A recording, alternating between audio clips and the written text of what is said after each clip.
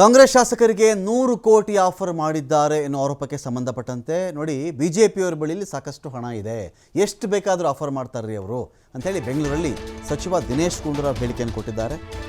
ತುಂಬ ಹಣ ಇದೆ ಅವ್ರ ಬಳಿಯಲ್ಲಿ, ಬಿಜೆಪಿಯವರ ಬಳಿಯಲ್ಲಿ ಎಷ್ಟು ಕೋಟಿ ಬೇಕಾದರೂ ಆಫರ್ ಮಾಡ್ತಾರಪ್ಪ ಅವರು. ಆಪರೇಷನ್ ಕಮಲಕ್ಕೆ ಸಚಿವ ಇನ್ನೊಂದು ಕಡೆ ಚಲುವರಾಯಸ್ವಾಮಿ ಅವರು ಕೂಡ ಕಿಡಿಕಾರಿದ್ದಾರೆ. ಅವರು ರಾಜ್ಯದಲ್ಲಿ ಮೊದಲ ಬಾರಿಗೆ ಇವರೇನು ಆಪರೇಷನ್ ಕಮಲ ಮಾಡ್ತಾ ಇಲ್ಲ, ಇದುವರೆಗೆ ಅಭ್ಯಾಸ ಆಗಿ ಹೋಗ್ಬಿಟ್ಟಿದೆ. BSY ಅವ್ರನ್ನ CM ಮಾಡೋದಕ್ಕೆ JDS ಕಾಂಗ್ರೆಸ್ ಶಾಸಕರನ್ನು ಆಪರೇಷನ್ ಕಮಲ ಮಾಡಿದವರು ಇವರು. ನಮ್ಮ ಸರ್ಕಾರ ರಚನೆ ಆದಾಗಿನಿಂದಾನೂ ಕೂಡ ಈ ಸರ್ಕಾರ ಉಳಿಯಲ್ಲ ಅಂತಲೇ ಹೇಳ್ತಾ ಇದ್ದಾರೆ ಇವರು. ಯಾವ ಕಾರಣದಿಂದ ನಮ್ಮ ಸರ್ಕಾರ ಉಳಿಯಲ್ಲ ಅಂತ ಹೇಳಿದ್ರೆ ಇವರು? ಏನು ಆಧಾರ ಇದಕ್ಕೆ? ಆಪರೇಷನ್ ಮಾಡ್ತೀವಿ ಅಂತ ಅದರ ಅರ್ಥ ಅಲ್ವಾ?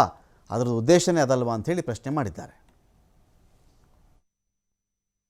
BJP ಅವರ ಬೇಕಾದಷ್ಟು ದುಡ್ಡಿದೆ, ಅವ್ರಿಗೆ ಎಷ್ಟು ಬೇಕಾದ್ರೂ ಆಫರ್ ಮಾಡೋದಕ್ಕೆ ಅವ್ರಿಗೆ ಆ ಒಂದು ಶಕ್ತಿ ಇದೆ ಅವರಲ್ಲಿ.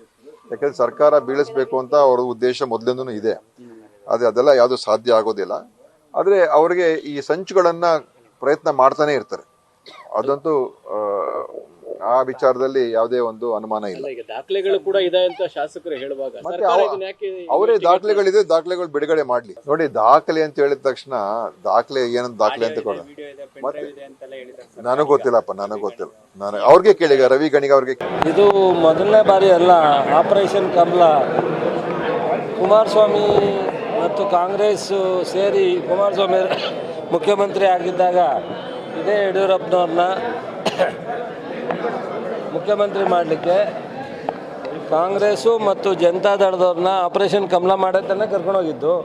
ಎಷ್ಟು ದುಡ್ಡು ಕೊಟ್ಟರೋ, ಚುನಾವಣೆಗೆ ಎಷ್ಟು ಹಾಕಿದ್ರೋ ನನಗೆ ಅದು ಲೆಕ್ಕ ನನಗೆ ಗೊತ್ತಿಲ್ಲ. ನಾನು ಯಾಕೆ ಅಂದರೆ ಅದರಲ್ಲಿ ಗೊತ್ತಿಲ್ಲದೆ ಇರೋದ್ರಿಂದ. ಬಟ್ ಆದರೆ ಆಪರೇಷನ್ ಕಮಲ ಹಣ ಖರ್ಚು ಮಾಡೋದಿಲ್ಲ, ಚುನಾವಣೆ ಆಗಿಲ್ಲ, ಹಣ ಖರ್ಚು ಮಾಡೋದಲ್ಲೇ ಅವರೆಲ್ಲರೂ JDS ಇಂದ BJP ಇದು ಕಾಂಗ್ರೆಸ್ಸಿಂದ ಹೋಗಿಲ್ಲ.